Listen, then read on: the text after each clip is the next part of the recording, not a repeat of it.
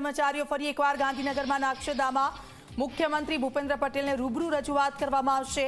વ્યક્તિગત આવેદન આપવા માટે કર્મચારીઓને હાજર રહેવા રજૂઆત। કર્મચારીઓને 15મી માર્ચે હાજર રહેવા કર્મચારી મહામંડળની રજૂઆત। નવા કાર્યક્રમની કર્મચારી મંડળે જાહેરાત કરી છે।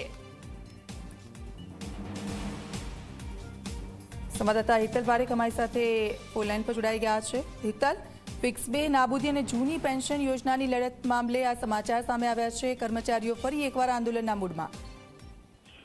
જી દીક્ષિત, ચોક્કસ એવું કહી શકાય કે રાજ્ય સરકાર સાથે ક્યાંક ને ક્યાંક સમાધાનના મુદ્દા પર આ બંને મુદ્દાનું નિરાકરણ આવ્યું હતું તેવો દાવો કરવામાં આવ્યો હતો, પણ જો કે હજુ આ બંને મુદ્દાઓ યથાવત રહ્યા છે અને તેના જ કારણે કર્મચારીઓ પણ હવે અકળાયા છે। અને એક વખત ગાંધીનગરમાં ધામા નાખ્યા પછી પણ સરકારનું આશ્વાસન મળ્યું હતું ને આમ છતાં કોઈ નિરાકરણ નથી આવતું, એટલે આગામી 15મી માર્ચે બપોરે 12 વાગે જૂના સચિવાલયમાં તમામ કર્મચારીઓ ભેગા થવાનું આહવાન કર્યું છે અને ફિક્સ પે નીતિ નાબૂદ કરો અને જૂની પેન્શન યોજના છે એ લાગુ કરો, આ બંને માંગણીઓ સાથે કર્મચારીઓ મોટી સંખ્યામાં મુખ્યમંત્રીને આવેદનપત્ર આપવા માટે ગાંધીનગરમાં ભેગા થશે।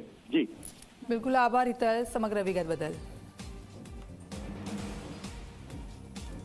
જે 2022માં સમાધાન થયેલા જે પડતર પ્રશ્ન હતો 1/4/2005 પહેલાનો, એ બાબતે રૂબરૂ ચર્ચા કરી, હકારાત્મક ચર્ચા પણ થઈ, પરંતુ સરકાર સાથે એ બાબતે કોઈ નિર્ણય નથી લેવામાં આવ્યો અને 14 તારીખની જે રામધૂનની બાબત હતી એ રામધૂનને સ્થગિત કરી અને 15 તારીખે રાજ્યના તમામ કર્મચારીઓની ઈચ્છા એવી છે કે વ્યક્તિગત રીતે માન્ય મુખ્યમંત્રીશ્રીને આવેદનપત્ર આપી અને આપણા પ્રશ્નો, પડતર પ્રશ્નો છે, જૂની પેન્શન યોજના, ફિક્સ પગાર નાબૂદી, આ તમામ પ્રશ્નો બાબતે રૂબરૂ આવેદનપત્ર આપવાનો આજે કાર્યક્રમ 15 તારીખે આપવામાં આવે છે।